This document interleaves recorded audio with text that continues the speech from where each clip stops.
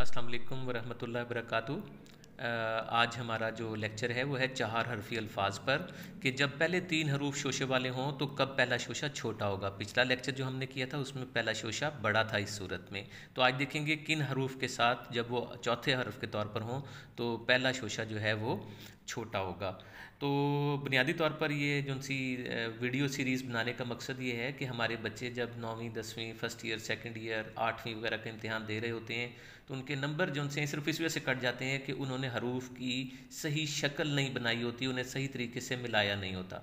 अब बाकी सब चीज़ें तो कंटेंट वो सही डाल के आए होते हैं, लेकिन ये चीज़ वो दुरुस्त नहीं बनाए होते तो एग्जामिनर उनके नंबर काट लेता है। तो हम लोग जो उनसे इस नंबर को कटने से बचा रहे हैं।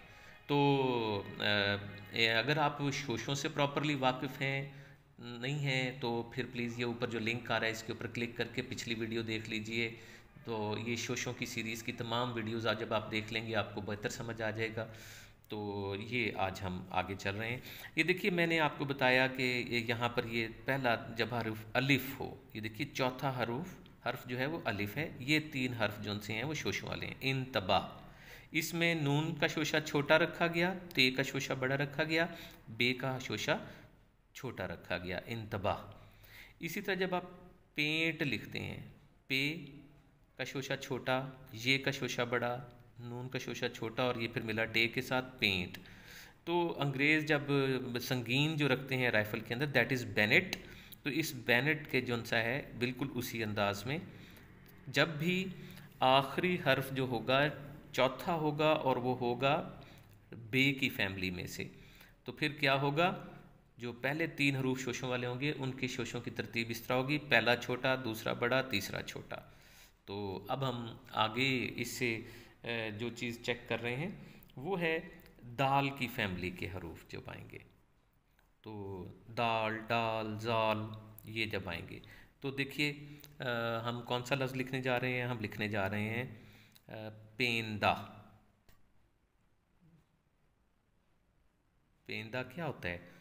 पेंदा जो है वो बुनियादी तौर पर हमारे किसी बर्तन के नीचे वाले हिस्से को कहते हैं जो उसका स्टैंड होता है जिसके ऊपर वो खड़ा होता है। तो इसी तरह एक अरबों का बहुत ताकतवर सा एक हमारा मशरूब है नबीज़। नून छोटा शोशा, बे का शोशा बड़ा, जी का छोटा। ये आप यूं भी लिख सकते हो, लेकिन जब आप जाके लिख के आते हो तो आपको क्या होता है, आपके नंबर कटे हुए होते हैं क्योंकि आपने सही तरतीब नहीं रखी हुई। आप और मैं सोते हैं नींद। तो ये इसकी सही कंस्ट्रक्शन है इसकी। इसके बाद अब हम आगे बढ़ते हैं। तो हमारे पास स्वाद के हरूफ नहीं होते, तोए के हरूफ नहीं होते हैं दोनों के, लेकिन एन के साथ जब हम देखते हैं तो एक लफ्ज़ हमारे पास है ततब्बो, यानी ये ते का शोशा, ये दूसरे ते का शोशा और ये बे का शोशा, ततब्बो इत्तबा के साथ ये लफ्ज़ है। तो इसके बाद अब हम देखते हैं कि फ़ी और काफ के हरूफ नहीं होते, लेकिन जब हम बैंक लिखेंगे पहले तीन हरूफ जो हैं वो शोशों वाले हैं और चौथा हर्फ जो है वो शोशे वाला वो है, एक काफ है। तो ये बैंक लिखा। तो इसी तरह जब हम बैंग, बिग बैंग थ्योरी एक है वो लिख रहे हैं तो उसमें भी यही चीज़ है। तो याद रखिएगा जब आप यूँ लिखेंगे तो ये आप बैंक लिख सकते हैं, लेकिन प्रॉब्लम वही है कि ये इस तरह लिखना है। ये गलत हो जाएगा, आपने सीन बना दिया इसे, उर्दू के किताबत के असूलों के मुताबिक ये गलत हो गया। इसके बाद अब हम आगे जा रहे हैं। आपके और हमारे घरों में ये दरख्त सबके ही होता था पहले, पीपल, अब ज़रा कम हो गया। तो ये देखिए ये भी तीन हरूफ शोशों वाले हैं, तो यही असूल यहाँ पे भी होगा लाम के साथ भी। जब चौथा हर्फ लाम हो तो पहला शोशा छोटा होगा, दूसरा बड़ा होगा, तीसरा छोटा होगा। इसी तरह जब आप पैनल लिखते हैं तो पूरे का पूरा पैनल कामयाब हो जाता है, तो ये पैनल है। इसके बाद फिर हम बेटों के बारे में जब बात करते हैं वाव के साथ, मेरे प्यारे बेटों, तो ये क्या है, ये देखिए इसी तरह रखा जाएगा। और अगले हरूफ छोटी जो बेटी है उसके लिए भी यही तरीक़ेकार होगा और बेटे के लिए भी यही तरीक़ेकार होगा।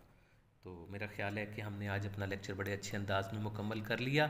तो मैं आपसे ये रिक्वेस्ट करूँगा कि हमारा ये पेशकश पसंद आई है तो हमारे चैनल को ज्वाइन कीजिए, हमें एक अच्छा सा लाइक दीजिए और कमेंट्स ज़रूर दीजिए। अपने दोस्तों के साथ इसको शेयर कीजिए ताकि वो भी अपने बच्चों के लिए इसको कामयाबी का बायस बना सकें। बहुत बहुत शुक्रिया। अस्सलाम वालेकुम वरहमतुल्लाहि वबरकातुहू।